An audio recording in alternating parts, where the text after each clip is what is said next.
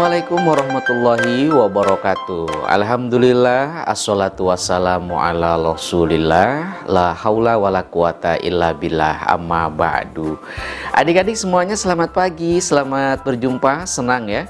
Rasanya Kak Jamal bisa mendampingi dan menemani adik-adik semuanya, tentu dalam program kesayangan kita, yaitu Dongeng Bersama dengan Kak Jamal.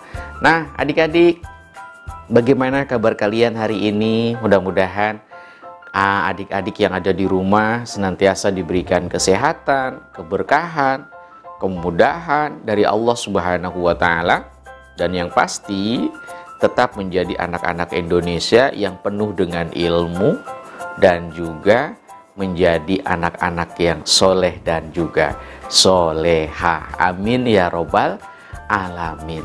Nah adik-adik, kira-kira pagi hari ini Kak Jamal akan bercerita tentang apa ya untuk kalian? Gimana kalau adik-adik duduk yang manis sambil nanti mendengarkan penjelasan yang akan disampaikan oleh sahabat kalian, yaitu si Badar. Badar sudah siap untuk menyapa adik-adik yang ada di rumah? Baiklah. Assalamualaikum warahmatullahi wabarakatuh. Apa kabar teman-teman semuanya?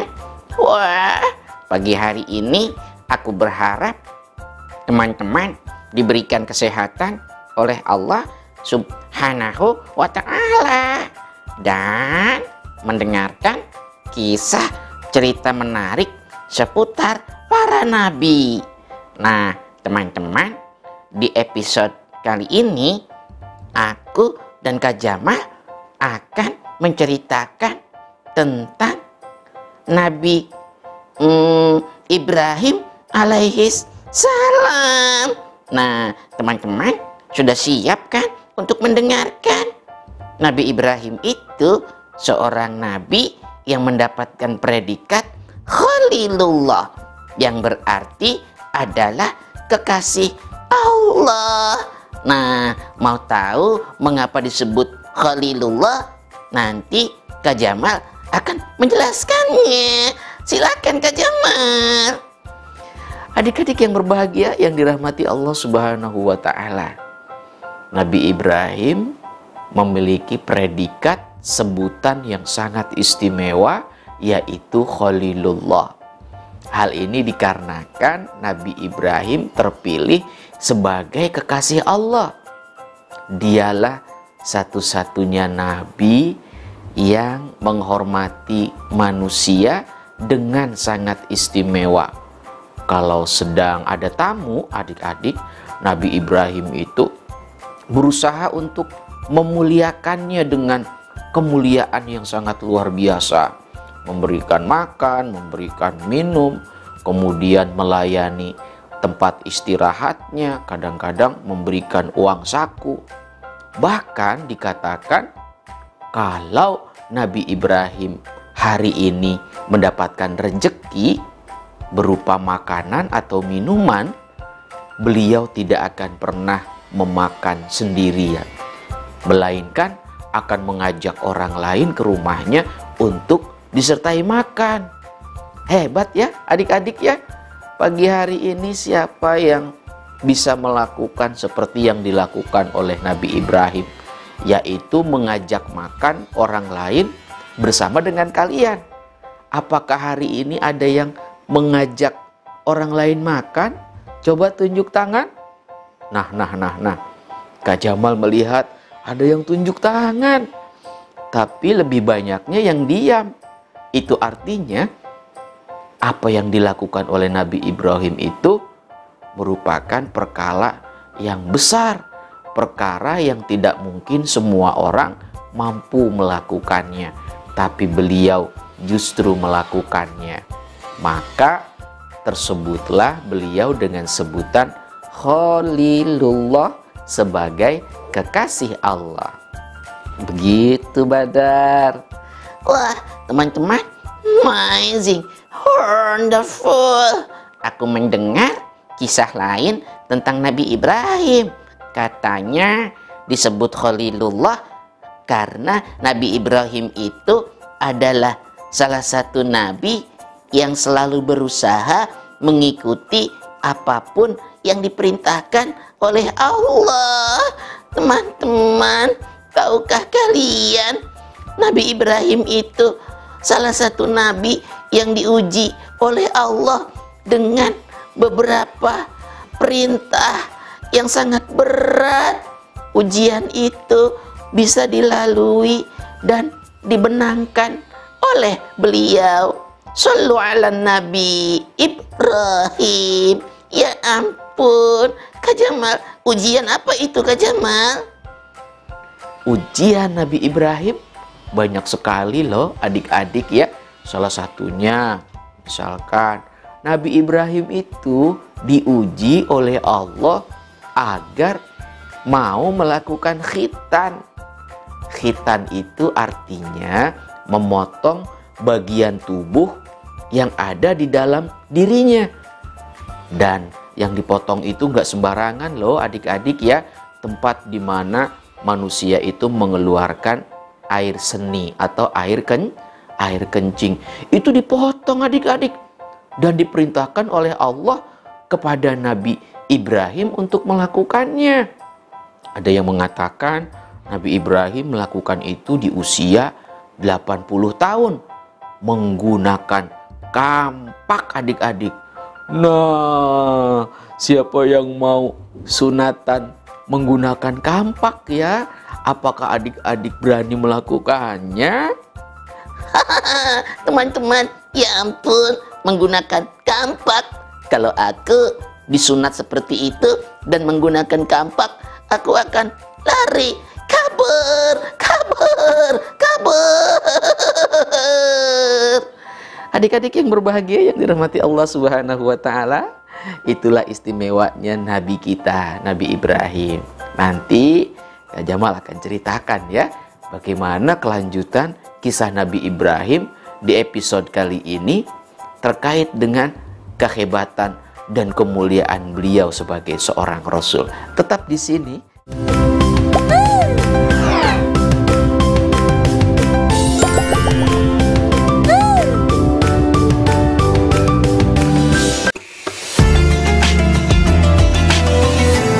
Agispen, toko cat terlengkap dan termurah di Majalengka. Menyediakan berbagai jenis cat dengan segala macam merek dan kualitas. Mulai dari cat mobil, cat besi, cat kayu, hingga cat tembok. Mau harga grosir dan ecer, semua bisa. Setiap keuntungan dari penjualan di toko Agispen disalurkan untuk infak dan sedekah. Percayakan urusan warna cat Anda pada kami. Agispen, toko cat serba ada. Persembahan dari Agis Group. Joko Tole Figura merupakan salah satu pusat kerajinan tangan di Cirebon. Terletak di Jalan Sukalila, Kota Cirebon, Joko Tole Figura menyediakan berbagai jenis figura berkualitas. Dari jenis kaligrafi, foto dan lukisan ulama hingga mahar pernikahan. Jadikan setiap sudut rumah Anda lebih indah dan berkah dengan Joko Tole Figura. Joko Tole Figura, figura berkualitas, harga bersahabat.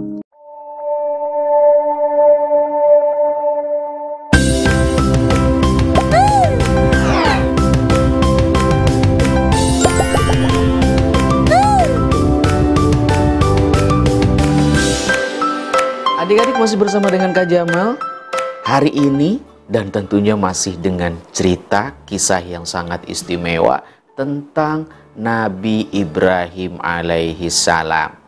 Nah, baiklah Kak Jamal akan cerita dulu ya tentang Nabi Ibrahim yang kemudian Allah jaga dirinya itu tumbuh besar di dalam gua. Adik-adik, ketika Nabi Ibrahim keluar dari gua itu dan melihat bulan, ada bintang, ada matahari, beliau sudah mulai memikirkan, siapakah yang sudah menciptakan aku? Pasti ada yang menciptakan. Melihat bulan, Nabi Ibrahim menyangka bahwa bulanlah Tuhannya. Ternyata ketika bulan tenggelam, beliau pun meyakini Tuhan tidak mungkin tenggelam. Di pagi hari begitu melihat matahari, matahari cahayanya lebih besar sekali. Maka Nabi Ibrahim berkata, ini pasti Tuhanku, aku akan menyembahnya. Tapi begitu matahari berangsur-angsur adik-adik, mulai tenggelam, matahari cahayanya makin lama makin redup dan makin redup. Sampai akhirnya Nabi Ibrahim memiliki keyakinan di dalam hatinya, Tuhanku berarti yang menciptakan matahari ini, Dia adalah Allah Subhanahu wa Ta'ala. Aku akan senantiasa beribadah kepada Allah Subhanahu wa Ta'ala. Nah, di usia 17 tahun adik-adik, sebuah riwayat mengatakan Nabi kita, Nabi Ibrahim ini pulang ke rumahnya menuju orang tuanya yang selama ini dirindukan. Nah, adik-adik, tahukah kalian siapa nama ibunda Nabi Ibrahim alaihi salam? Ibunda Nabi Ibrahim bernama Siti Layusa. Sementara ayah Nabi Ibrahim bernama Tareh. Sebagian mengatakan namanya adalah Azar, si pembuat patung. Sementara para alim ulama lebih memilih Azar itu bukanlah ayah aslinya, tapi ayah asli daripada Nabi Ibrahim itu bernama Tareh. Tareh ini adalah seorang yang mulia, yang berakhlakul karimah dan tidak pernah menyembah kepada patung. Cuma Azar yang diceritakan di dalam Al-Quran itu merupakan bukan ayah asli daripada Nabi Ibrahim alaihis salam. Nah, adik-adik, begitu sampai ke rumah, tentu saja ibunda sangat senang. Ibrahim, anakku datang. Ya ampun, kau sudah besar ya nak ya. Iya bu, aku sudah datang. Baiklah, kalau begitu kamu akan diajak oleh ayah untuk mendatangi raja, yaitu Raja Namrud, supaya raja mengetahui keberadaanmu. Ayo nak, kamu siap-siap dan kita akan menuju kerajaan. Nah, adik-adik, Ibrahim yang saat itu usianya masih sangat muda, 17 tahun, berarti usia remaja ya adik-adik ya, dibawa oleh ayahnya yang bernama Azar. Satu riwayat mengatakan beliau bukan ayahnya, tapi orang lain. Adik-adik, ini membawa ke hadapan raja dan memperkenalkan, Raja, hamba ingin katakan bahwa hari ini hamba membawa seorang anak. Dia adalah Ibrahim. Anak ini adalah anak hamba yang dilahirkan jauh di luar rumah hamba, tapi dilahirkan jauh di luar istana. Dia adalah anak hamba yang sangat-sangat saya sayangi. Raja Namrud memperhatikan Nabi Ibrahim adik-adik. Diperhatikan Nabi Ibrahim itu walaupun masih muda, gagah luar biasa. Tidak ada rasa takut sama sekali di hatinya. Nama kamu siapa? Ibrahim. Ibrahim. Iya, Ibrahim. Tuhan kamu siapa? Tuhanku adalah Allah Subhanahu wa Ta'ala yang menciptakan langit dan bumi. Akhirnya Raja Namrud pun dibuat kaget dan marah. Hei Ibrahim kecil, tahukah kamu Tuhan yang kamu maksud itu adalah bukan Allah, tapi aku adalah Tuhan. Aku adalah Raja Namrud, sang perkasa. Hahaha, anak kecil tahu apa tentang Tuhan? Baiklah, Azar, aku tidak akan menghukum anakmu karena anakmu ini masih kecil. Nanti kamu harus merawat dan mengajarkannya baik-baik tentang siapa Tuhannya. Dan ajarkan dia untuk membuat patung, mencintai berhala-berhala kita. Kalau nanti sudah besar, aku ingin melihat apakah Ibrahim menjadi sainganku atau menjadi musuhku. Aku ingin melihat itu di kemudian hari. Sekarang aku tidak akan pernah untuk menyakiti anakmu, hai Ibrahim. "Hai anak Muazzar, bawa pulang ke sana. Hahaha, aku adalah Tuhan yang sangat baik. Bukan begitu, hai rakyatku." Adik-adik, itulah yang dikatakan oleh apa? Oleh Namrus, raja yang mengaku dirinya sebagai Tuhan. Ibrahim akhirnya dibawa pulang oleh sang ayah.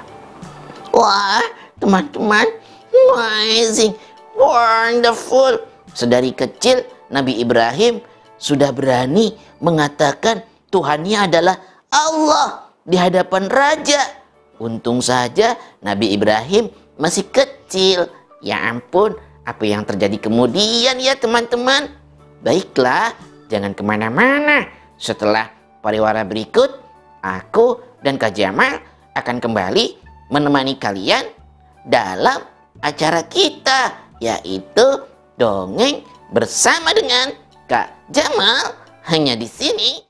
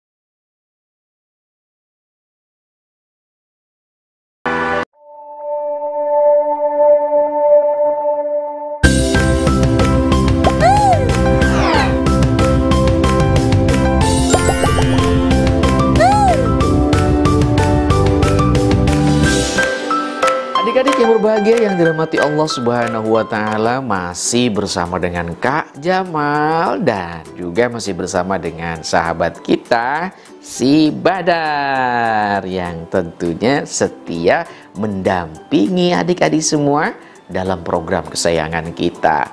Nah, gimana kalau tadi cerita tentang Nabi Ibrahim yang sedari kecil adik-adik ya sudah menunjukkan sifat keberanian yang sangat luar biasa, mengatakan bahwa Tuhannya adalah Allah Subhanahu wa Ta'ala.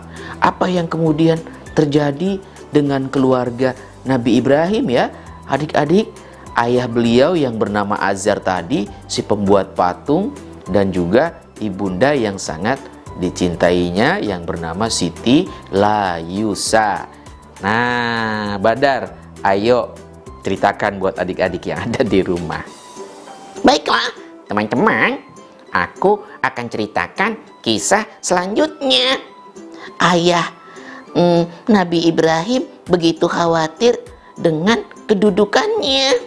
Dia khawatir sang raja akan marah dan menghukumnya. Akhirnya dia pun berkata kepada raja, "Raja, terima kasih. Engkau sudah bermurah hati untuk melepaskan Ibrahim dan tidak menghukumnya. Hamba akan berusaha untuk mendidiknya. Kalaupun Ibrahim tidak bisa dididik, hamba mohon supaya raja jangan menyalahkan hamba, tapi salahkanlah Ibrahim. Aku akan serahkan nasib Ibrahim kepada engkau ya Raja Namrus. Engkau adalah Tuhan kami, engkau adalah pemimpin kami. Maafkan kami Tuanku, maafkan aku." Adik-adik yang berbahagia yang dirahmati Allah Subhanahu wa Ta'ala, itulah yang terjadi sehingga dikatakan bahwa tidak mungkin ayah seorang nabi justru merupakan orang yang membangkang kepada Allah Subhanahu wa ta'ala. Nah, kita lebih suka dengan pendapat yang mengatakan ayah sebenarnya Nabi Ibrahim itu yang bernama Tareh. Ya, adik-adik ya, Azar memang ternyata membawa pulang Nabi Ibrahim. Tapi Azar selalu saja membuat patung-patung berhala yang besar, ada yang kecil. Kemudian patung-patung itu pun adik-adik diproduksi secara massal. Patung yang ada dijual ke pasar-pasar tradisional, dijual ke pasar-pasar modern. Kemudian rakyat yang ada di sana berbondong-bondong membelinya. Setelah membelinya, patung itu akan diletakkan di rumah masing-masing. Diberikan sesajen, makanan, diberikan minuman, adik-adik ya. Bahkan disembah-sembah.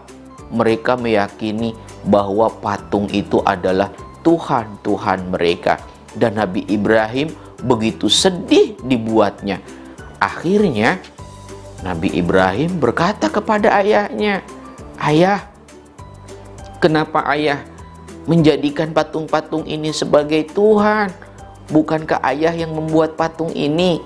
Kalaupun patung ini diikat, patung ini kemudian dipotel atau dipatahkan, patung ini tidak akan marah karena dia hanya benda yang diciptakan oleh manusia dan ayah yang membuatnya. Aku ingin ayah segera bertobat kepada Allah. Mohonlah kepada Allah, karena Allah, Tuhan kita, adalah Tuhan yang sangat penyayang ya."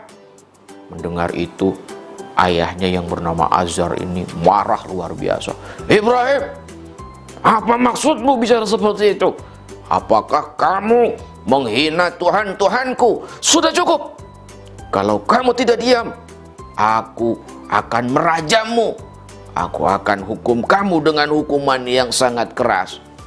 Ini adalah keyakinan nenek moyang kami, keyakinan dari kakek buyutmu yang dulu. Kamu itu masih anak kecil, tahu apa tentang Tuhan? Sudah, jangan banyak bicara. Kalau kau tidak suka denganku, minimal kau harus tunduk dan patuh kepadaku, karena aku adalah ayahmu. Dan ingat itu, ibumu juga merupakan istriku yang harus kau hormati. Ingat itu." Adik-adik, Nabi Ibrahim mendoakan orang tuanya itu kepada Allah Subhanahu wa ta'ala. Ketika di dalam Al-Quran dikatakan, "Aku akan mohonkan kepada Allah Subhanahu wa ta'ala, sesungguhnya Allah, Tuhanku, adalah Zat yang Maha Rahman dan yang Maha Rahim. Aku mohonkan ampunan kepada Allah agar Allah Subhanahu wa ta'ala mengampunimu, wahai ayahku." Nah, adik-adik, itulah yang dilakukan oleh Nabi Ibrahim alaihi salam ketika mendakwahkan agama, diawali dengan mengajak orang-orang terdekatnya yang ada di dalam rumah. Wah, amazing, wonderful. Teman-teman, sekarang aku baru mengerti dan memahami bagaimana susahnya perasaan Nabi Ibrahim. Pasti beliau sangat sedih karena melihat keluarganya sendiri belum mau beriman kepada Allah. Ayahnya pembuat patung. Ya ampun, bagaimana kisah selanjutnya ya teman-teman? Bagaimana ya Kak Jamal? Adik-adik yang berbahagia, insya Allah untuk kisah selanjutnya kita akan teruskan pada episode yang lain. Tapi di episode ini minimal kita mendapatkan sebuah pelajaran bahwa kebenaran harus selalu ditegakkan walaupun terhadap orang-orang yang kita cintai. Nah, adik-adik, mudah-mudahan di lain waktu dan di lain kesempatan kita akan bertemu kembali dan melanjutkan kisah tentang Nabi Ibrahim alaihis salam. Kak Jamal harus pamit ya. Insya Allah kita akan berjumpa kembali. Tetap menjadi anak-anak Indonesia yang rajin, yang soleh, dan juga pandai, selalu berdoa serta melakukan kebaikan-kebaikan. Kak Jamal dan Badar pamit dulu ya. Assalamualaikum warahmatullahi wabarakatuh. Dadah adik-adik semuanya.